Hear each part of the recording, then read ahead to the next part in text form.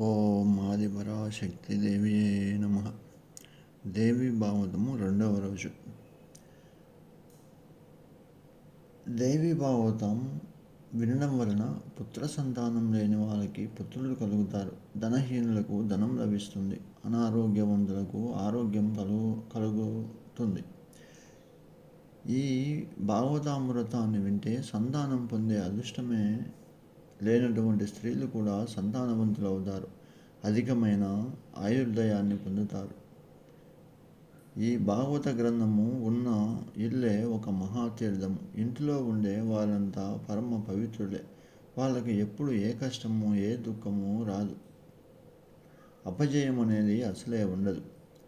అష్టమి, నవమి, చతుర్దశి తిథులలో చదివిన వాళ్ళు మహాదేవికి ప్రియమైన వాళ్ళు అవుతారు. ఈ విధంగా చదివిన బ్రాహ్మణుడు వేదార్థాలలో ముందుగా గుర్తింపు పొందినవాడవుతాడు. క్షత్రియుడు రాజ్యాధిపతి అవుతాడు. వైశ్యుడు కుబేరుడితో సమానం అవుతాడు. శూద్రుడు ఉత్తమోత్తముడై సంఘంలో పరమ పూజ్యుడవుతాడు అని సుతుడు చెప్పాడు. అప్పుడు మహర్షులంతా సుతుడిని, శ్రీకృష్ణునికి కలిగిన అపనింద ఎట్లా వచ్చింది, తనకు వచ్చిన అపవాదిని ఎట్లా పోగొట్టుకున్నాడు, శమంతకమని ఏమిటి, వసుదేవుడు ఏ విధమైన నియమము నిష్ఠలను పాటించి ఈ దేవి భాగవతాన్ని విన్నాడు, అతడికి ఎవరు వినిపించారు, ఈ విషయాలను వివరంగా చెప్పమని ప్రార్థించారు. మహర్షులారా, భోజవంశంలో ఛత్రజిత్తు పుట్టాడు. అతడు ద్వారవతిలో ఉండేవాడు. సూర్యుడిని ప్రతిరోజు ఆరాధిస్తూ సూర్యలోకాన్ని కూడా చూసి వచ్చాడు. అప్పుడు సూర్యుడు ఛత్రజిత్తుకి బహుమానంగా శమంతకమణిని ఇచ్చాడు. సూర్యుడు ఇచ్చిన ఆ శమంతకమణి ధరించి ఛత్రజిత్తు మరొక సూర్యుడిలాగా ప్రకాశిస్తూ ఉన్నాడు. ఒకసారి శ్రీకృష్ణుడు ఛత్రజిత్తును సుదర్శన సభకి ఆహ్వానించాడు. సభలో అందరి ముందు అతిథి మర్యాదలు చేసి సన్మానించాడు. అప్పుడు ఛత్రజిత్తు సభలోని వాళ్ళకి శమంతకమణిని గురించి, సూర్యుడు తనకు దానిని ఇచ్చాడని, ఆ మణి రోజుకు 8 బారుల బంగారాన్ని ఇస్తుందని, రోగాలని పీడాలని పోగొడుతుందని చెప్పాడు. అది విని అందరూ ఆనందించి అతడిని అభినందించారు. ఒక రోజున ఛత్రజిత్తు తమ్ముడు ప్రసేనుడు ఆ మణిని మెడలో ధరించి వేటకు వెళ్ళాడు. అతడి మెడలో ఎర్రగా ప్రకాశిస్తున్న ఆ మణిని చూసి మాంసపు ముద్దనుకొని ఒక క్షిమము అతడిని సంహరించింది. ఎలుగుబంట్ల రాజైన జాంబవంతుడు ఆ సింహాన్ని చంపి మణిని తీసుకెళ్లి గృహలో ఉన్న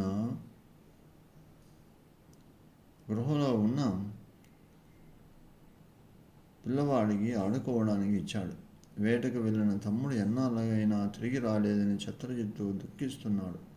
మణి కోసం ఎవరైనా తమ్ముడిని చంపాలేమో అని బాధపడుతున్నాడు. అతడి బాధ అందరి నోళ్ళలో పడి శ్రీకృష్ణుడే మణి కోసం ప్రసేనుడిని చంపాడనే అపవాదుగా మారింది. ఆ నిందని పోగొట్టుకోవడం కోసం శ్రీకృష్ణుడు అడవికి వెళ్ళాడు. ప్రసేనుడి కోసం వెతికాడు. శ్రీకృష్ణునికి సింహం అడుగులు గుర్తులు, ప్రసేనుడి మృత శరీరము కనిపించాయి.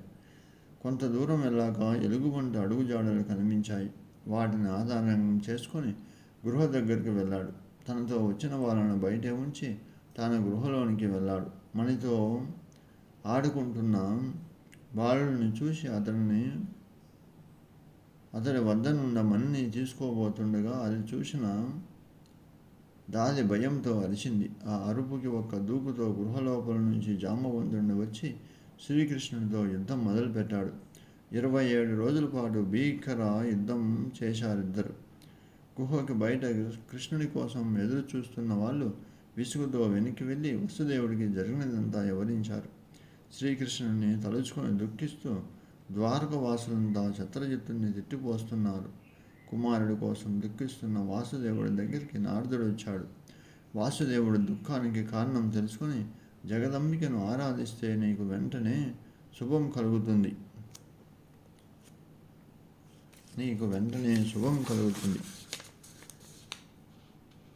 అని సలహా చెప్పాడు. వాసుదేవుడు నారదుడిని, జగదంబిక అంటే ఎవరు, ఆవిడ గొప్పదనం ఏమిటి, ఆమెను ఎట్లా ఆరాధించాలి అని ప్రశ్నించాడు. తన దుఃఖాన్ని పోగొట్టమని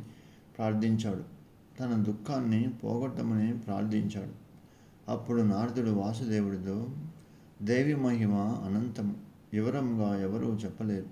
ఆ జగన్మాత సచ్చిదానంద రూపిణి, నిత్యమై సత్యమై పరత్పారిగా ఉంటుంది. ఈ ప్రపంచమంతటా వ్యాపించి ఉంది.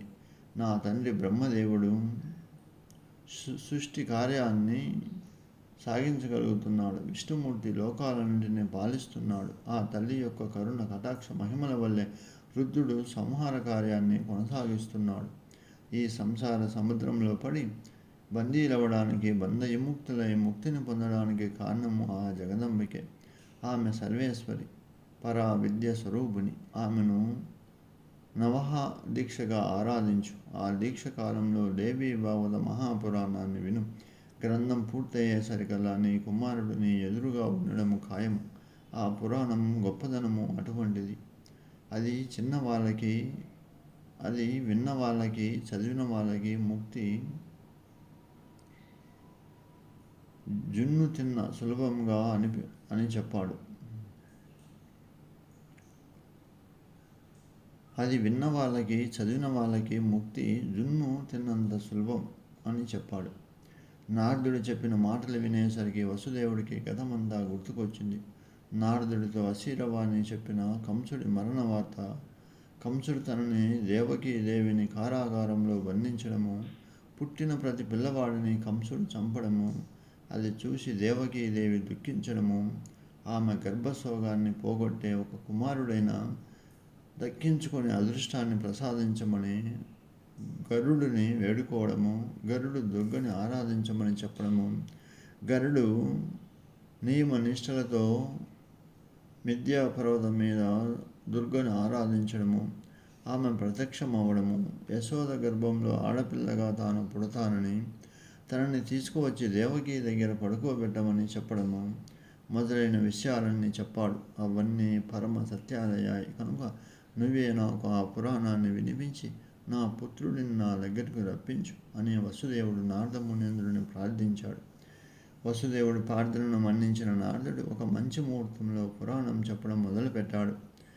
శ్రేయంసి బహు విఘ్నిని అంటారు పెద్దలు. అట్లే చేసే మంచి పనికి వచ్చే అనేక విఘ్నాలను తొలగించడం కోసం వినాయకుని పూజలు చేసి మహాదేవి యొక్క నవాక్షర మంత్రాన్ని బ్రాహ్మణులు జపం చేస్తూ ఉన్నారు. మొదటి రోజున మొదటి స్కందంతో ప్రారంభించి 9వ రోజుకు 12 స్కందాలు చెప్పడం నారదుడు పూర్తి చేశాడు.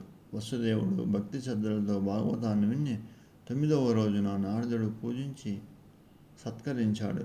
అక్కడ గృహలో శ్రీకృష్ణుడు దాటికి జాంబవంతుడి శరీరం శిథిలమయ్యింది. శ్రీకృష్ణుడు తన కోరికను మన్నించి వచ్చిన శ్రీరాముడిగా జాంబవంతుడు గుర్తించాడు. క్షమించమని ప్రార్థించాడు.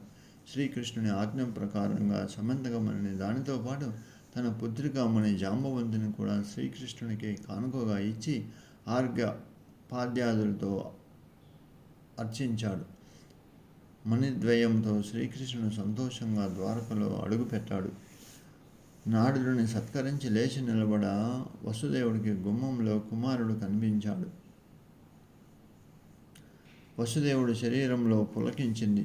కనుల నుండి ఆనంద బాష్పాలు రాలుతున్నాయి. నారదుడు కూడా కృష్ణుడి రాకతో పరమ ఆనందాన్ని పొందాడు. అందరినీ ఆశీర్వదించి బ్రహ్మసభకి వెళ్ళాడు. ఆ శమంతకమని కథ చదివిన వాళ్ళకి, విన్న వాళ్ళకి అపనిందలు, అపయస్సులు తొలగిపోతాయి. పుష్కలంగా సుఖ సంతోషాలతో లభించడంతో పాటు కోరికలన్నీ తీరుతాయి. చివరికి ముక్తి లభిస్తుంది. శుద్ధుడు మహర్షులతో దేవి మహత్యాన్ని గురించి మరొక కథ కూడా చెబుతాను, శ్రద్ధగా వినండి అన్నాడు.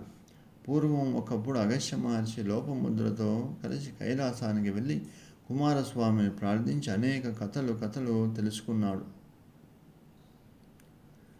ఎన్ని విన్నా అగస్త్యుడికి సంతృప్తి కలగలేదు. అప్పుడు దేవీ భాగవతం గురించి వివరంగా చెప్పమని కుమారస్వామిని అడిగాడు.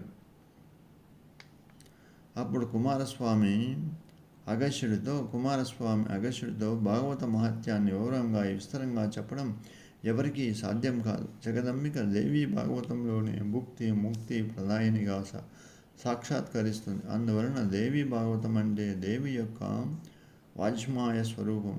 దీన్ని చదవడము వినడము బహు శుభప్రదమైనది ఈ సృష్టిలో లేనే లేదు. నువ్వు అడిగావు కనుక చెప్తున్నాను, శ్రద్ధగా విను. వివస్వతుడి కుమారుడు శ్రద్ధ దేవుడు. చాలా కాలం పిల్లలు కలగకపోవడంతో మగపిల్లవాడు కావాలనే కోరికతో వశిష్ఠుడు అనుమతితో పుత్రకామాష్టిని చేశాడు. శ్రద్ధదేవుడు భార్య శ్రద్ధాదేవి. ఆమె తనకు ఆడపిల్ల కావాలని ఆ విధంగానే హోమం నిర్వహించమని ప్రార్థించడంతో హోత ఆమె కోరినట్టుగా ఇష్టిని చేశాడు. కొంతకాలానికి శ్రద్ధాదేవి ఒక ఆడపిల్ల పుట్టింది.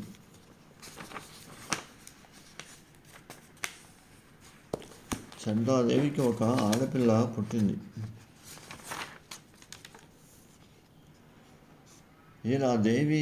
ఇలాదేవి అని పేరు పెట్టారు. కానీ మహారాజుకు మగపిల్లవాడు కోసం హోమం చేస్తే ఆడపిల్ల పుట్టిందేమిటి అనే బాధ ముళ్ళులాగా గుచ్చుకుంటుంది. ఎందుకు ఈ విధంగా జరిగింది? వశిష్ఠుని అడిగాడు శ్రద్ధాదేవుడు. అది ఎందుకని అలా జరిగిందో వివరంగా చెప్పి కుమారుడుగా మారాలంటే ఈశ్వరుని ప్రార్థించమని వశిష్ఠుడు సలహా చెప్పాడు. శ్రద్ధాదేవుడు శివుని ప్రార్థించాడు. ఈశ్వరానుగ్రహము గురువు అనుగ్రహము కలిసి శ్రద్ధాదేవి కుమారుడిగా మారిపోయింది. అప్పుడు శ్రద్ధాదేవుడు ఇలాదేవి సూద్యముండు అని పేరు పెట్టాడు. సూద్యముండు విద్యా సముద్రుండయ్యాడు. యువకుండైన ఉదయముండు వేట కోసము ఒక మహావనానికి వెళ్ళాడు. పరివారంతో ప్రయాణిస్తూ రథం మీద ఒక అడవిలో నుండి మరొక అడవిలోకి ప్రయాణం చేస్తూ చివరకు మైరు పర్వతం దగ్గరలో ఉన్న ఒక వనంలోకి ప్రవేశించాడు.